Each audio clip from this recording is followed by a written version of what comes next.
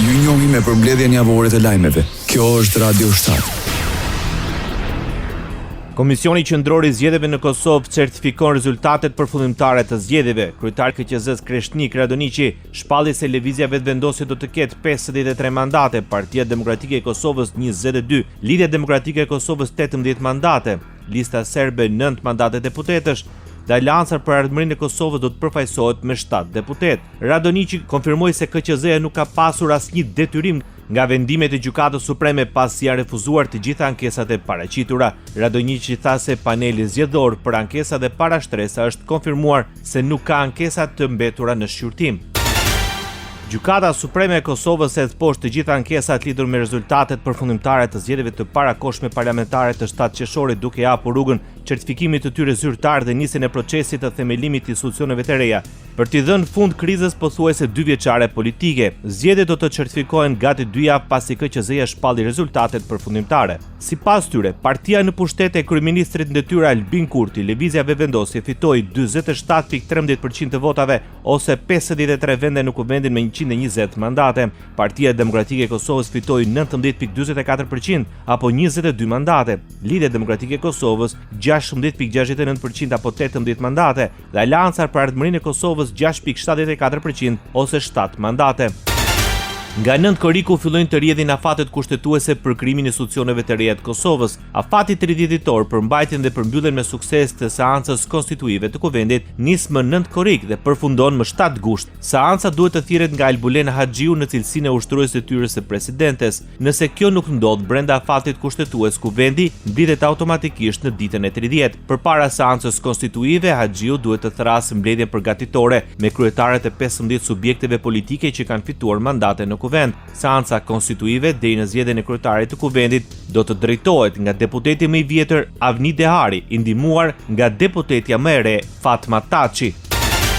Partia Demokratike e Kosovës paralajmëron se nuk do të japë vot pa kushte për cilin do kandidat që mund të propozohet nga kryeministri Albin Kurti për postin e presidentit. Deputetja e zgjedhur e Partisë Demokratike të Kosovës, Eliza Hoxha, tha se beson që as partitë e tjera opozitare nuk do të mbështesin një kandidat të vetëm si rezultat i presionit politik. Ajo ka theksuar se opozita nuk është makinë e lëvizjes së dorës së dëshirave të Kurtit në kuvend, duke shtuar se ata kanë përgjegjësi ndaj votuesve të tyre dhe vizione të ndryshme për zhvillimin e shtetit.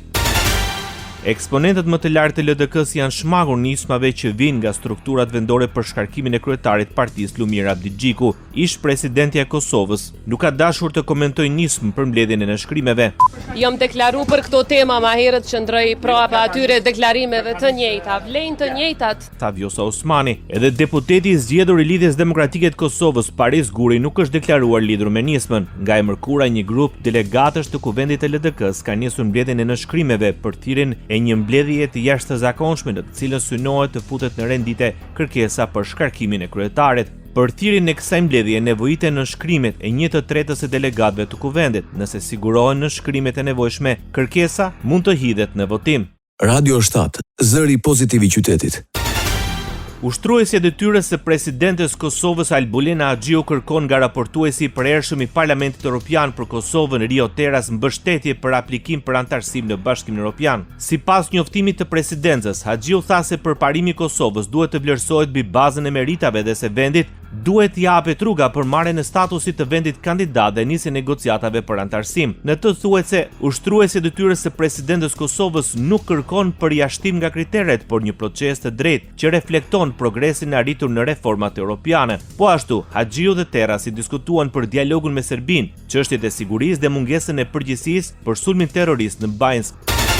Zëvendës kryeministri i parë dhe ministri i punëve të jashtme dhe diasporës i Kosovës Glauko Njusa kërkoi nga eurodeputeti Rio Teras që aplikimi i Kosovës për antarësim në Bashkimin Evropian të marrë vëmendjen e dur. Gjatë diskutimeve për zhvillimet politike në vend, procesin e formimit të institucioneve të reja pas zgjedhjeve parlamentare, si dhe integrimin evropian dhe euroatlantik Kosovës, Konjusa kërkoi t'i japet rrugë avancimit drejt statusit të vendit kandidat dhe negociatave për antarësim. Republika e Kosovës mbetet angazhuar maksimalisht për avancimin e rrugës europiane, thellimin e bashkëpunimit në institucionet e Bashkimit Evropian dhe përmbushjen e hapave të nevojshëm drejt integrimit të plot në BE, thuhet në njoftimin e Ministrisë së Punëve të Jashtme të Kosovës. Kryetari i Partisë Demokratike të Kosovës Betri Hamza gjatë takimit me eurodeputetin Rio Teras ndau shqetësimin për pamundësinë e krijimit të institucioneve plotësisht funksionale për një periudhë të gjatë, duke shtuar se Kosovës i nevojitin institucione që marrin vendime, zbatojnë reforma dhe rindërtojnë besim me partnerët evropian. Stabiliteti nuk nënkupton vetëm formimin e institucioneve, por dhe qeverisjen demokratike, dialogun politik dhe respektimin e kushtetutës të Hamza. Në fund ai shpreu mirënjohje për rolin e eurodeputetit Teras dhe të Parlamentit Evropian si mbështetës të fuqishëm të Kosovës dhe aspiratëve të saj për antarësim në BE. Ekonomi.